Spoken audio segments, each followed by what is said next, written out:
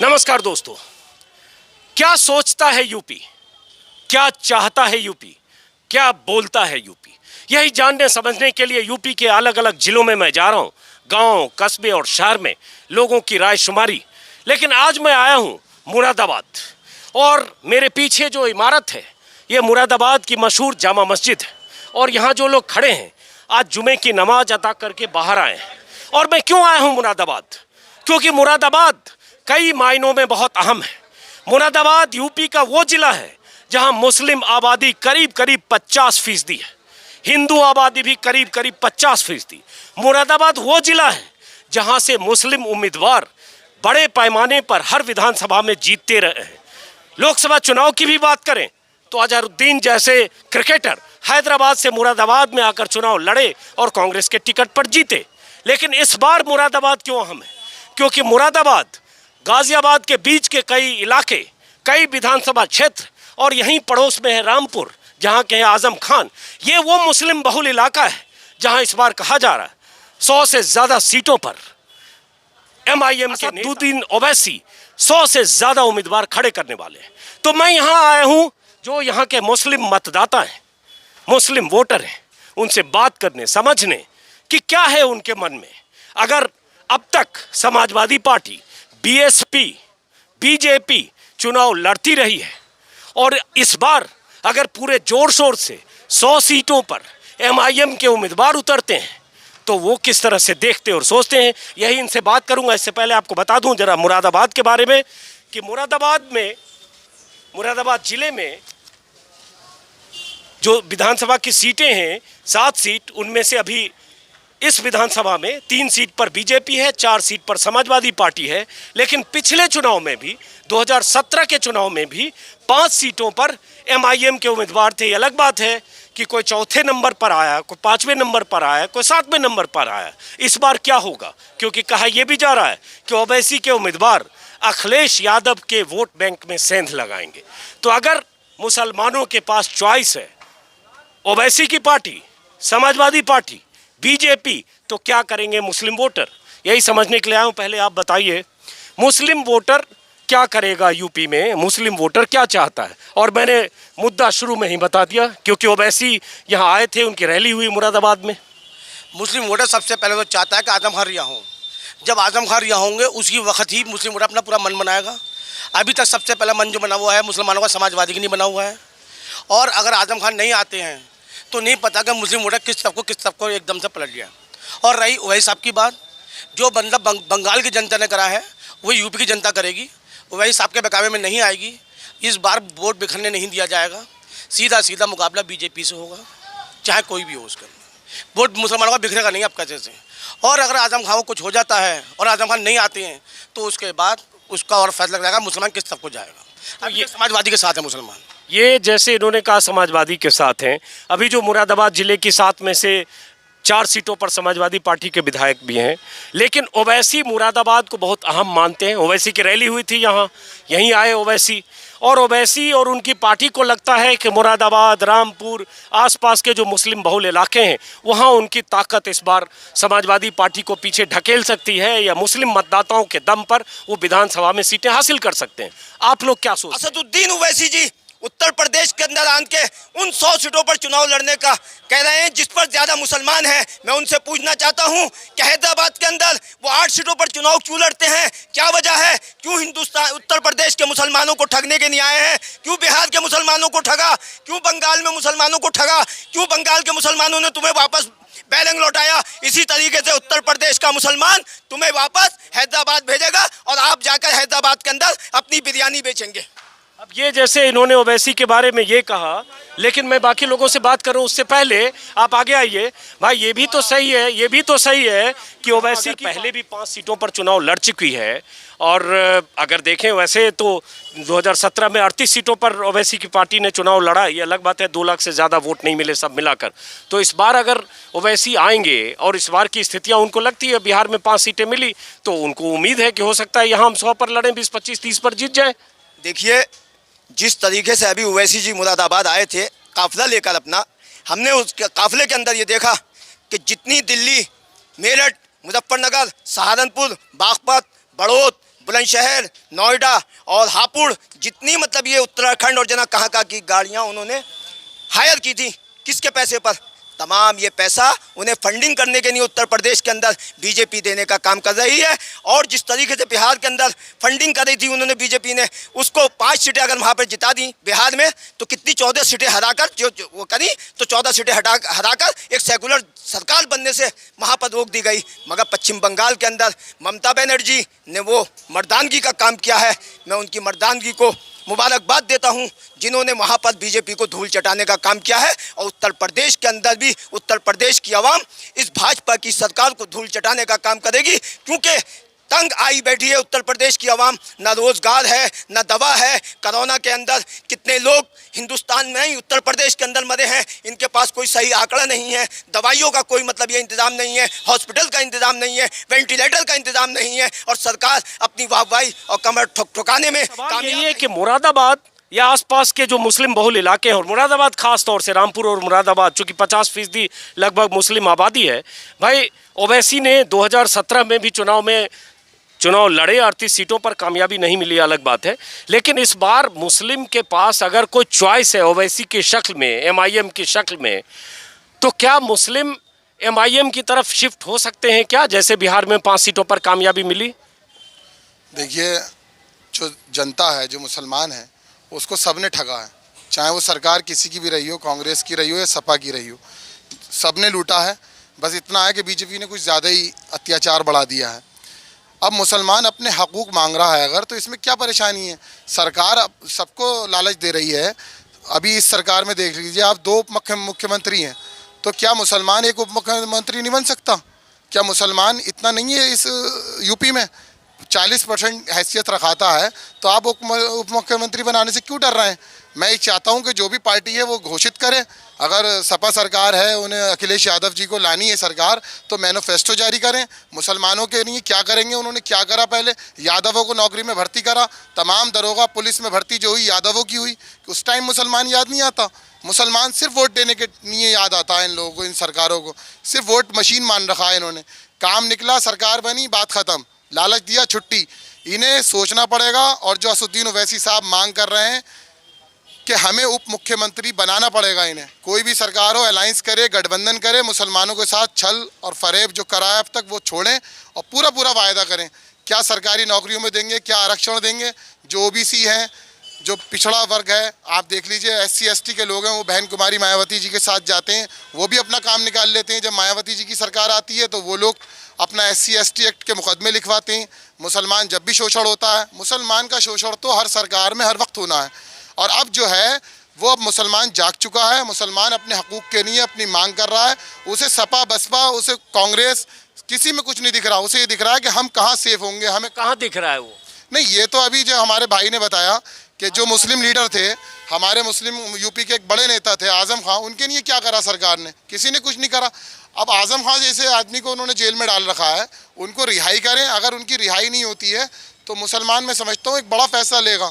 हो सकता है कि आज़म खां साहब अपनी कोई पार्टी बना दें या किसी से अलायंस कर लें, तो उस वक्त वो फैसला होगा। मुसलमान भी अब समझदार हो गया है। ये एक मुद्दा है। लेकिन ये बताइए, आ रहा हूँ आपके पास, सवाल जैसे इन्होंने ओवैसी की बात की कि ओवैसी ही कह रहे हैं कि डिप्टी CM मुसलमान होना चाहिए, कोई मुस्लिम। वो अलग बात है, चुनाव के बाद क्या होगा। लेकिन इसका मतलब इनकी राय अलग है, इनकी राय अलग है। मतलब मुस्लिम में इसको लेकर अलग अलग राय तो है ना?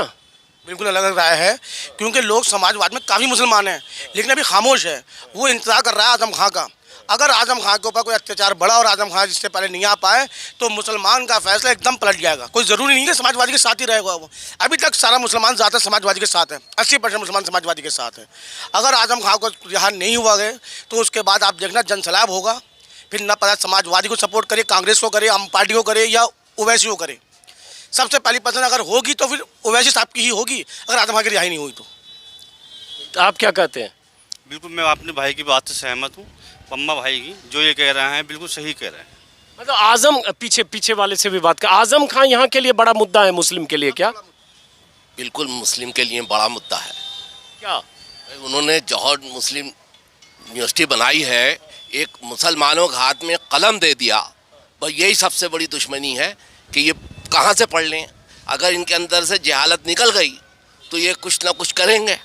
बस मेन चाहते हैं कि जाहिल रहें, ये मेन यही मुद्दा है।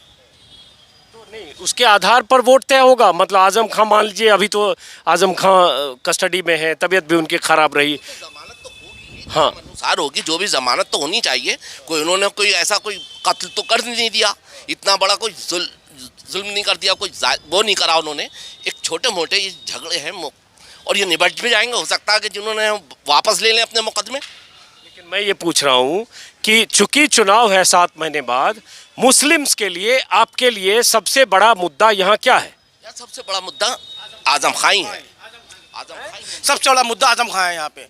आजम खां के बाद ही फैसला नहीं, आजम खां है सबसे बड़ा मुद्दा। एक बात और मैं बता दूं आपको, देखिए मैंने पहले भी कहा और अब भी मैं कह रहा हूं कि जिस तरीके से बीजेपी ने उत्तर प्रदेश हिंदुस्तान के अंदर नफरत की राजनीति करी है, आजम खां ने कौन सा बड़ा जुर्म किया है?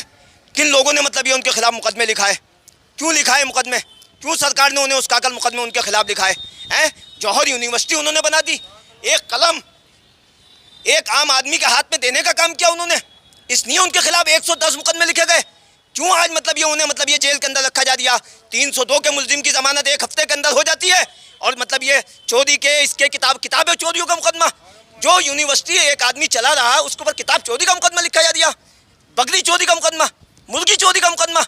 लानत है ऐसी सरकार के ऊपर जो हिंदुस्तान के अंदर एक अगर मुसलमानों को एक कलम देकर पढ़ाने का काम करती है, उसकी जाहिलत को ख़त्म करने का काम करती है और उसे जेल में डालने का ये सरकार काम करती है। मैं ऐसी सरकार के ऊपर लानत भेजता हूँ। तो ठीक है, आपने लानत भेज दिया, लेकिन मैं ये पूछ रहा हूँ कि अब सरकार कौन बने ना बने वो तो फिर चुनाव नतीजे से तय होगा। मैं तो पूछ रहा हूँ कि मुस्लिम मन किधर है? क्योंकि इस बार पहली बार इस ताकत से ओवैसी आ रहे हैं। समाजवादी पार्टी को मुस्लिम वोट देते रहे हैं। यहाँ से 3 सिटिंग एमएलए समाजवादी पार्टी के सांसद कई बार बने हैं मुरादाबाद से। कांग्रेस भी जीतती रही है। इस बार कोई द्वंद्व है मुसलमानों में, कोई मुद्दा है अलग? उत्तर प्रदेश की आवाम और मुरादाबाद की आवाम का एक ही मुद्दा है, रोजगार और पढ़ाई। रोजगार, पढ़ाई और दवाई मुफ्त। अगर आदमी के पास रोजगार होगा तो सारी चीजें उसके लिए आसान होंगी, और अगर आदमी के पास रोजगार नहीं होगा तो कोई चीज आसान नहीं होगी। उत्तर प्रदेश का विकास कौन रोजगार देगा भाई? अब तो चुनाव 7 महीने बाद है, वो तो कहने के लिए ठीक है। रोजगार कौन देगा? समाजवादी पार्टी रोजगार देने का काम करेगी। समझ में आ गई बात आपकी। आप कुछ कहना चाहते हैं? मैं कुछ कहना नहीं चाहता। मैं ये कहना चाहता हूँ कि समाज को जो इस्तेमाल करते हैं पब्लिक को, जिस वक्त इलेक्शन आता है तो खूब आराम से हाई करते हैं और जब जीतते हैं तो वो बैठ जाते हैं नेता लोग, और अगर कोई काम पड़ता है तो उन्हें कहा जाता है भाई साहब ये काम है, तो वो बोले वो बाहर गए हुए हैं, और ऊपर से देखते हैं तो वो अखबार पढ़ रहे हैं आराम से। किससे शिकायत है आपकी? ये नेता लोगों से, समाजवादी की पूरी पार्टियों से, कांग्रेस की भी पार्टियों से, बीजेपी की, सबका यही रवैया है। तो फिर करिएगा क्या? विकल्प क्या है?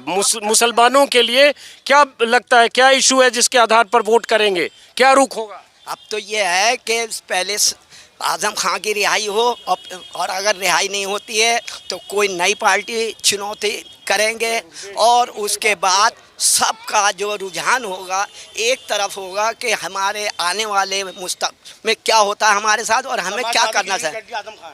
समाजवादी की हड्डी, रीढ़ की हड्डी आजम खां है।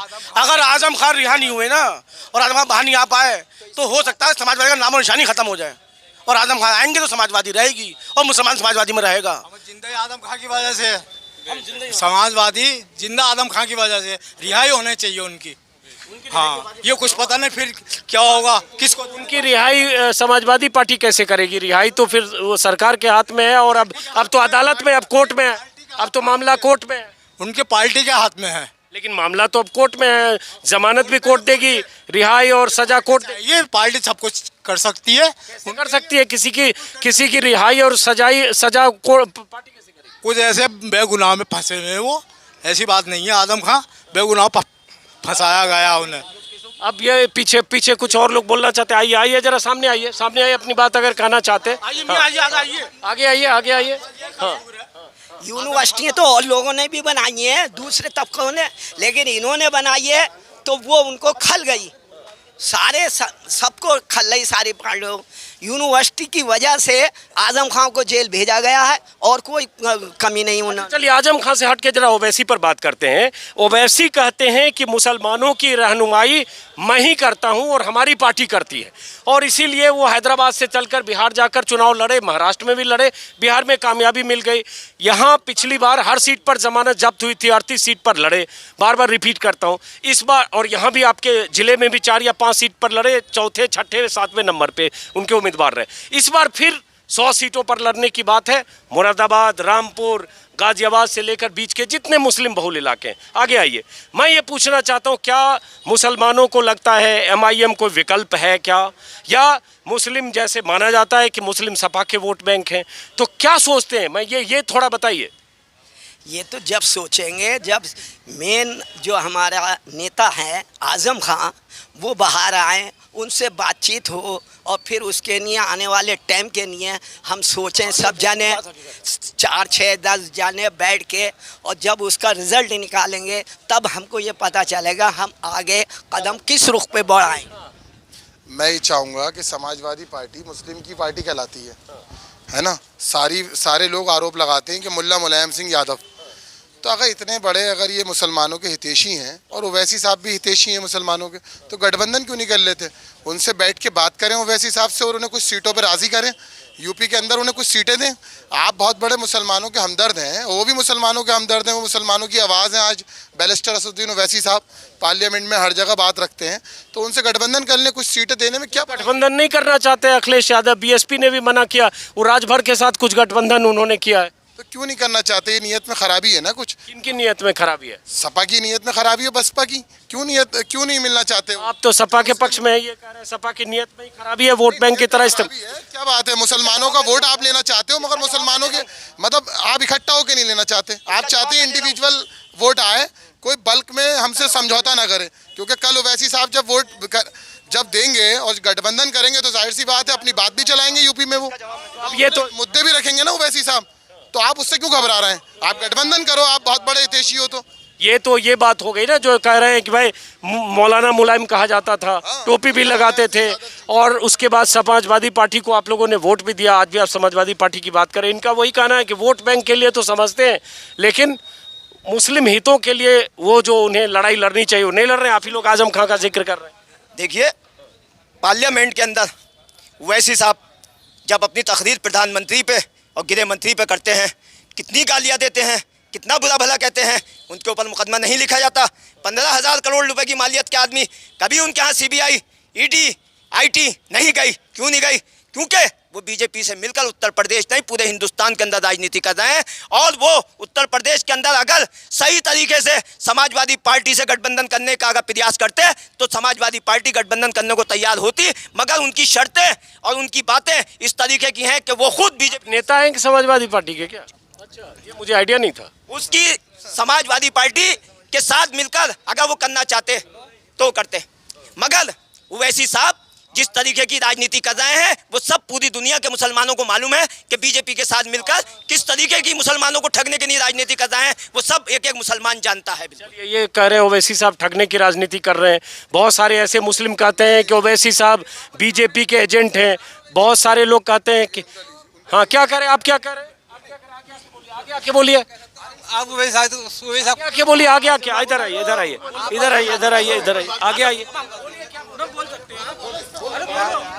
चलिए, नहीं बोल रहे तो वो बहुत सारे लोग ये होकर चले गए। उनका मकसद यही है कि गद्दार नहीं है। असदुद्दीन ओवैसी बैरिस्टर साहब है, उनकी कितनी यूनिवर्सिटियां हैदराबाद में चल रही हैं, कितना उन्होंने कोरोना में लोगों के लिए, गैर मुस्लिम्स के लिए काम किया है, उनके कितने हॉस्पिटल हैं, उनका आप काम देखें, कभी जाके हैदराबाद में देखें।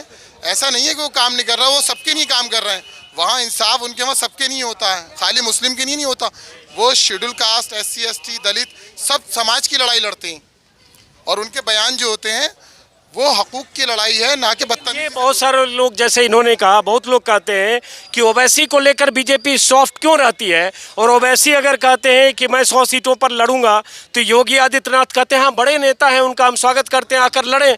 तो ऐसा लगता है कि वो तलखी ओवैसी को लेकर बीजेपी की नहीं होती है, और बीजेपी के प्रति जितनी तलखी ओवैसी की होती है उससे ज़्यादा तेजस्वी यादव के प्रति होती है या अखिलेश यादव के प्रति होती है, ऐसा लोग कहते हैं उनके समर्थक। नहीं, ऐसा इसलिए है सर कि जो मुस्लिम वोट है उन्हें मालूम है कि ओवैसी साहब अगर बात कर रहे हैं तो उनके हकूक़ की लड़ाई लड़ रहे हैं, जायज़ लड़ाई लड़ रहे हैं। तो कोई भी सरकार हो, ये तो मानवता तो हर एक के दिल में है ना, इंसानियत तो उन्हें भी मालूम है कि इंसानियत की बात कर रहे हैं। उत्तर प्रदेश की जब एक मिनट रुकिए, आप बहुत बोले जा, दूसरे लोग शामिल करते हैं। मसला है ना, वो ये चाहते हैं कि मैं मुसलमान को निशाना बनाता रहूं, अपना काम निकालता रहूं। और योगी मोदी यही चाहते हैं। ओवैसी साहब को जितनी ढील दी जाती है, इतनी बड़ी रैली निकाल दी जाती है ओवैसी साहब की, कोई किसी पे केस नहीं होता, कोई रोड का मतलब केस नहीं लगाता। और जो है ओवैसी साहब को खुली चैलेंज, खुली छूट मिलती। क्यों मिल रही है ऐसी? किसी सरकार को नहीं मिल रही, किसी और पार्टी के लोगों को नहीं मिल रही। अगर ओवैसी साहब कोई प्रोग्राम करते पूरी छूट होती। क्या मतलब है इसका? इसका मतलब बीजेपी से कहीं ना कहीं साठगांठ है। एक बात मेरी और एक मिनट रुकिए, आप बहुत बोले, आप रुकिए, दोबारा होंगे, बाकी लोगों शामिल। हाँ, आप क्या सोचते हो मुस्लिम?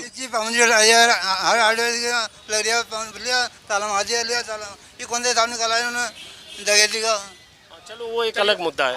आओ, आप बोल रहे हैं तो बोल।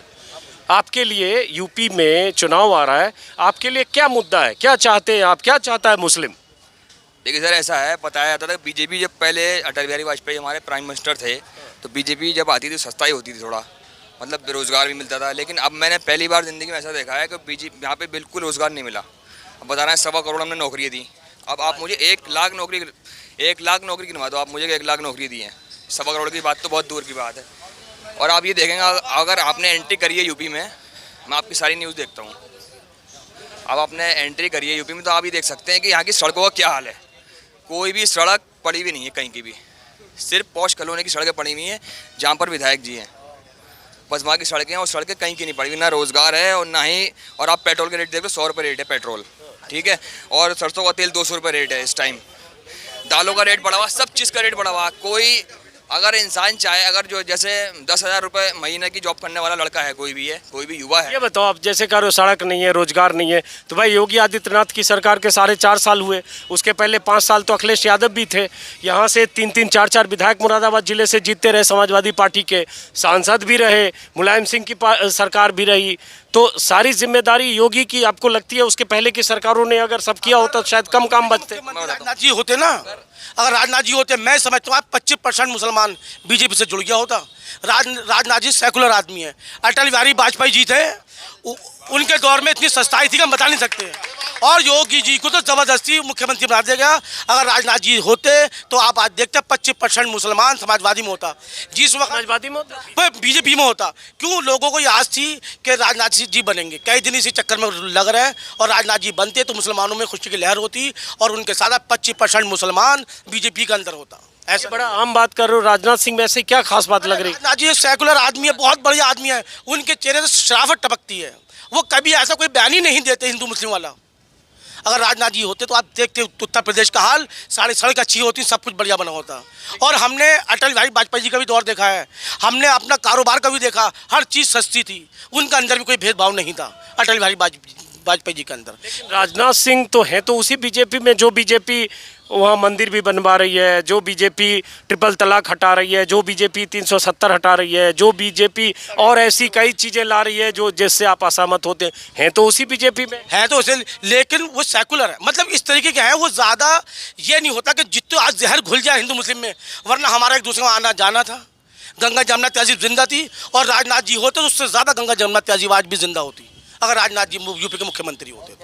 ये एक बात, ये देखिए, जो बात आप कह रहे हैं, बीजेपी होती, बीजेपी पहले भी राज कर चुकी है। बीजेपी में अगर आप बात करेंगे मुस्लिम की, मुख्तार अब्बास नकवी साहब भी हैं, हमारे और भी मुस्लिम लीडर हैं, यहाँ के लोग भी जुड़ते। पब्लिक को चाहिए है विकास और सस्ता सुलभ जीवन। सस्ता सुलभ जीवन देने में कम से कम उत्तर प्रदेश और आज के टाइम की सेंट्रल सरकार पूरी की पूरी नाकाम हो गई। यहाँ पे हिंदू मुस्लिम का सवाल नहीं है।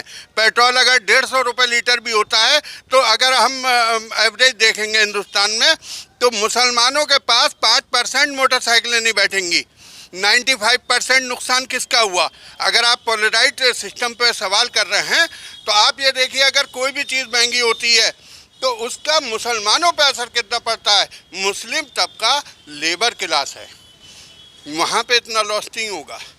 कहीं ना कहीं हमारे हिंदू भाई का नुकसान हुआ है, और हिंदू भाई का नुकसान देश का नुकसान है, और देश का नुकसान हमारा, अपने का, आपका, सबका। उसमें सबसे बड़ी नाकामी की बात यह है, सत्ता में यहाँ के मुरादाबाद के आप एक कारीगर को ले जाके बिठा दें, उसे मैनेजमेंट आता है, उसे मालूम है कि कारखाना कैसे चलेगा, बिजली का बिल कैसे दिया जाएगा, उसको सैलरी कैसे दी जाएगी। आज सत्ता में वो लोग आसीन हैं कि जो सिर्फ लेना जानते हैं, देना नहीं जानते हैं। यही वजह है कि देश पूरा हमारा डूब रहा है। अब चलिए हम चुनाव के मुद्दे पर आते हैं। सही बात आपने कहा, जो एक आपका जो विश्लेषण है या जो आपका एक आधार है बोलने का, सही है। लेकिन अब सवाल ये उठता है कि चूंकि चुनाव है, बार बार चर्चा ये हो रही है, और मैं इसलिए बार बार ओवैसी का नाम ले रहा हूँ क्योंकि ये माना जाता है कि मुस्लिम वोट समाजवादी पार्टी को मिलता रहा है, लेकिन उसके पहले बीएसपी को भी मुस्लिम वोट मिला है। अब इस बार ओवैसी के आने से आपको क्या लगता है, क्या फ़र्क पड़ेगा मुस्लिम वोट बैंक की? मुस्लिम वोटर्स की बात करें तो जैसे मुरादाबाद में 50% के आसपास मुस्लिम हैं, रामपुर में 50% के आसपास हैं, सहारनपुर 41%, मुजफ्फरनगर 41%, शामली 41%, अमरोहा 40%, ये जो मुस्लिम बहुल इलाके हैं, यहाँ क्या फ़र्क पड़ेगा? यहाँ के मुस्लिमों की बात अगर करें तो हम लोग उसके समर्थक हैं कि जो भाईचारा दे, तहजीब दे, मोहब्बत दे, सस्ती चीज़ दे, घर दे, मकान दे, सुरक्षा दे, बेईमानी, भ्रष्टाचार नहीं हो। कल भ्रष्टाचार का परसेंट अगर आज 5% था तो आज के टाइम में 25% हो चुका है। ये जितनी चीज़ आप बोल रहे हैं कि भाईचारा दे, रोजगार दे, महंगाई ना दे, कौन देगा?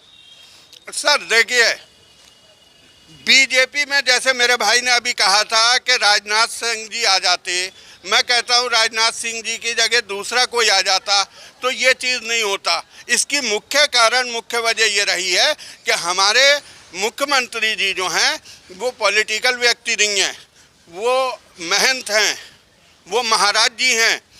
आप अगर मस्जिद के इमाम को ले जाके कहें कि भाई तुम सत्ता चलाओ, मंदिर के पुजारी को ले जाके कहें तुम सत्ता चलाओ, अगर आप किसी मौलाना साहब से कहें तुम सत्ता चलाओ, अगर आप मठ में से किसी को लाएं कि तुम यहाँ पर सत्ता चलाओ, तो वो लोग सत्ता नहीं चला सकते। सत्ता चलाने के लिए ज़मीनी पब्लिक के आदमी को ही आपको सत्ता में बिठाना पड़ेगा। और बीजेपी के पास उत्तर प्रदेश में क्योंकि इन मठों के और मंदिरों के पुजारी के अलावा कोई ऑप्शन नहीं है, इस वजह से चाहे हिंदू हो या मुसलमान हो, वो पब्लिक के आदमी को बिठाना चाहती है। पब्लिक का आदमी चाहे आपका समाजवादी का हो या बहुजन समाज पार्टी का हो, आम आदमी पार्टी का हो, किसी का भी हो। लेकिन ये बताओ, ठीक है वो मठ के महंत हैं, लेकिन ये भी तो है कि 5 बार गोरखपुर के सांसद रहे, जनता ने ही वोट दिया। सर देखिए, ऐसे तो हमारे यहाँ कचौचे शरीफ के एमपी साहब जो है मुरादाबाद के एमपी रहे हैं। अगर आप ये बात करेंगे, और जो हम लोगों ने आस्था में हिंदू और मुस्लिम दोनों ने, अगर आप योगी जी की बात करेंगे तो वो अकेले हिंदू वोट से नहीं आए जीत के, उनको मुस्लिम वोट भी मिला है। अगर यहाँ से मुजफ्फर आलम साहब जीते थे मुरादाबाद से कभी सांसद, तो उनको भी हिंदू और मुस्लिम दोनों मिला था। असद राहत मौलाई साहब अगर यहाँ जीते थे तो उनको दोनों का वोट मिला था। चलिए वापस लौटते हैं। सर मैं वहीं पे आ रहा हूँ, वोट देने से आस्था का केंद्र बन सकता है, विकास के रास्ते जो हैं वो एकदम स्टॉप हो जाएंगे। आप सर, मैं एक आखिरी बात कहूँगा, आप ये देखिए, नोटबंदी हो, जीएसटी हो, चाहे आपका 3 तलाक का मामला हो। नीचे आ जाइए, आप ऐसे भी बहुत लंबे अमिताभ बच्चन की तरह ऐसे लग रहे हैं, छोटू लंबू टाइप से। चाहे गोश्तबंदी हो, या आपके कितने आदेश हैं, लाइन से अगर लगाएंगे तो 30-40 आदेश हैं, अनुपालन किसी का नहीं हो पाया। सिर्फ आदेश दे देने से सत्ता नहीं चलती। समझ गए वो सारी बात। आप मिल के चलने से वाजिब बात सब बोल रहे हैं, मैं सहमत हूँ, बहुत मार्के की बात। अब बात आती है जो मूल बात नहीं बता रहे हैं, वो बताइए मूल बात कि मुस्लिम के पास क्या चॉइस है, क्या लगता है कौन बेहतर करेगा? क्योंकि इस बार ओवैसी पूरी ताकत के साथ उतरने का ऐलान कर रहे हैं। पहले मुस्लिम का रुख और अब के मुस्लिम के रुख में कोई फ़र्क आएगा? ये बताइए साहब, आप एक मुस्लिम के तौर पर। सर देखिए, मुस्लिम के तौर पे मैं ये कहूँगा, फिर एक छोटा सा एग्जाम्पल दूंगा। हिंदुस्तान के अंदर मुरादाबाद मंडल एक अकेला मंडल है कि जहाँ पर बीजेपी की एक भी सीट नहीं निकली। 6 हमारे यहाँ के मुरादाबाद के जो हैं एमपी हैं, और 6 के 6 देख लीजिए आप, बीजेपी का एक भी नहीं है। अगर मुरादाबाद मंडल की बात आप करते हैं, मैं शामली की, सहारनपुर की, मुरादाबाद जिले की विधानसभा सीटों पर तो बीजेपी है। सर यहाँ पे जो हमारे विधायक हैं उन्हें हम गले गले लगाने को तैयार हैं। रितेश जी को अगर मैं फ़ोन करूंगा तो वो अभी जामा मस्जिद में हमारे साथ खड़े ये बताइए, फिर मैं पूछ रहा हूँ, आप ये बताइए ओवैसी के आने के बाद से क्या फ़र्क पड़ेगा? आप ये बताइए साफ साफ अब मुझे। सर ओवैसी जी अगर आते हैं हम उनको मुस्लिम लीडर के रूप में यहाँ पे स्वीकार करते हैं, लेकिन वोट बैंक होना ये चीज़ अलग है और लीडर होना एक चीज़ अलग है। वो सांसद हैं, वो हमारे दिलों की मुसलमानों की धड़कन है, हमारे देश के मुसलमानों की आवाज़ हैं। हम स्वागत करते हैं, वेलकम करते हैं और उस मसीहाई के रूप में हम आपके चैनल के माध्यम से उनसे दरख्वास्त और रिक्वेस्ट करते हैं कि अगर आप हमारे हमदर्दी में यहाँ इलेक्शन लड़ रहे हैं तो प्लीज़ आप हम लोगों के साथ डिस्कस कीजिए। हम आपको कहेंगे कि आप कितनी सीटों के ऊपर इलेक्शन लड़िए जहाँ पे मुस्लिम वोट का बिखराव नहीं हो और एक अच्छी सरकार हमें चुनने को मिले। हम मुस्लिम लीडर से ही दरख्वास्त आपके चैनल के माध्यम से कर रहे हैं, हमारे साथ बैठें और हमसे बात करें। हम कहेंगे यहाँ लड़ लीजिए, यहाँ मत लड़िए। तो आपको ये लग रहा है कि उनके आने से मुस्लिम वोटों में बिखराव होगा? सर ये तो स्वाभाविक बात है कि अगर आप मुझसे ये कहें कि भाई बीजेपी के आने से क्या हिंदू वोटों में बिखराव होगा तो वो स्वाभाविक बात है अगर यहाँ पे आप इनकी बात करेंगे। लेकिन हाँ इतना ज़रूर कहूँगा कि 10-20% का बिखराव का अंतर पड़ेगा। और अगर हम समाजवादी पार्टी अंतर नहीं होगा, अंतर नहीं होगा, कोई अंतर नहीं होगा। क्यों? जिस तरीके से मुसलमानों ने बंगाल के अंदर दिमाग से काम लिया, इसी तरीके से यूपी में लेंगे। क्यों? वो नतीजा देख चुके हैं। एक सेकुलर जमात की वहाँ पे सरकार बनती बिहार के अंदर और ओवैसी जी की वजह से इतना नुकसान हुआ कि मुसलमान बच गए। उसके बाद जब वो बंगाल पहुंचते हैं तो वहाँ के मुसलमान कहते हैं कटवा पार्टी है, हम धोखे में नहीं आएंगे। हम रोज़ मीडिया की खबरें सुनते थे, मुसलमान कटवा पार्टी कहते थे। उन्होंने कटवा पार्टी करने के साथ साथ दिया पूरा उनको वोट न दे करके कि बंगाल में एक अच्छी सरकार बनवाई।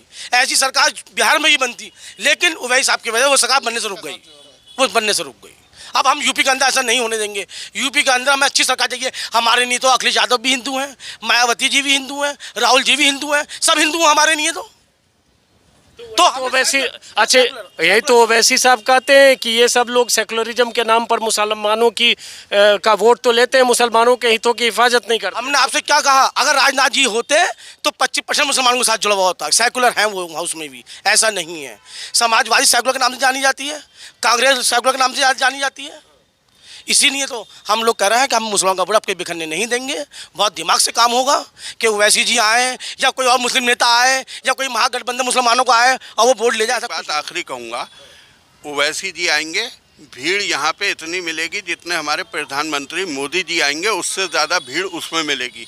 लेकिन भीड़ इकट्ठा होने का मतलब वोट में कन्वर्ट होने का नहीं है। हमारे यहाँ इमरान प्रतापगढ़ी ने आके इलेक्शन लड़ा, वोट की बात अलग थी, भीड़ उनके साथ थी और जीत हमारे डॉक्टर ST हसन साहब की हुई है। वो आएंगे, मैं भी स्वागत को जाऊँगा, 2 की जगह 4 मालाएँ डाल के आऊँगा और रिक्वेस्ट करके आऊँगा कि सर आप लड़िए, 20, 30, 40 और गठबंधन करके लड़िए। हम आपका वेलकम और स्वागत करेंगे। अगर आप वेलकम हमारे यहाँ जब है कि जब वो 20-30 सीटें या 50 सीटें जितना भी हो गठबंधन के साथ में आएंगे तो हम वेलकम करेंगे। और अगर वो गठबंधन के साथ नहीं आएंगे तो पूर्व में जैसे बंगाल में हुआ है, पूर्व में मुरादाबाद मंडल में हुआ है, उसकी रोशनी में मैं जिम्मेदारी से कह रहा हूं कि सीट उन्हें नहीं मिलेगी और एक बदनामी का दाग मुसलमानों के ऊपर और लगेगा कि अपनी पार्टी के इन्होंने विधायक नहीं जिस जीता। तरीके से वो पार्लियामेंट के अंदर प्रधानमंत्री और गृह मंत्री अमित शाह को बुरा कहते हैं, आजम खान ने ज़रा सारा अपना तड़क भाषण देने के बाद मतलब ये वो आज जेल में पड़े हैं। आज वो जेल में क्यों नहीं है? क्यों बीजेपी से वो मिले हुए हैं? इसीलिए सारी पार्टियां उनसे गठबंधन करने को इसी वजह से तैयार नहीं है क्योंकि वो बीजेपी से मिलकर उत्तर प्रदेश के अंदर क्या, बिहार के अंदर क्या, बंगाल के अंदर चुनाव लड़ने का काम किया है। चलिए, आपका आरोप है जिसका कोई सब्सटेंशियल कोई आधार नहीं है। चलिए, आपका आरोप है। फिलहाल मैं इस वीडियो को ख़त्म करने से पहले बता दूं कि ये मुरादाबाद ज़िले की जामा मस्जिद है, बहुत मशहूर मस्जिद। और यहाँ जुमे की नमाज के बाद जो मिले लोग, उनसे मैं बात कर रहा था। मकसद सिर्फ ये जानना है मुस्लिम वोटर्स का रुख क्या है। और वो रुख इस बार मायने इसलिए रखता है कि अगर MIM के प्रमुख असदुद्दीन ओवैसी बहुत मजबूती के साथ, बहुत ढोल नगाड़े के साथ मुरादाबाद आते हैं, रैली करते हैं और ऐलान करते हैं कि 100 सीटों पर लड़ेंगे और मुस्लिमों की रहनुमाई का दावा करते हुए अखिलेश यादव और बाकी पार्टियों को खारिज करते हैं, तो मुस्लिम क्या करेंगे? मेरा मकसद ये जानने का था। और वैसे भी बीजेपी के राज में अगर राजनीतिक तौर पर देखें तो मुस्लिम मोटे तौर पर विधानसभा की ताकत के हिसाब से, आबादी के हिसाब से हाशिए पर हैं। 2017 में 20 मुस्लिम एमएलए हैं, 2012 में 67 मुस्लिम एमएलए चुने गए थे। तो उनकी तादाद के हिसाब से अगर देखेंगे 19% आबादी वाली जमात के सिर्फ 20 विधायक। तो इस बार क्या कुछ हो सकता है, यही जानने का मकसद है। फिलहाल इस वीडियो को दोस्तों खत्म करते हैं, फिर मुलाकात होगी किसी और इलाके में। यूपी क्या चाहता है, क्या बोलता है, क्या सोचता है। नमस्कार।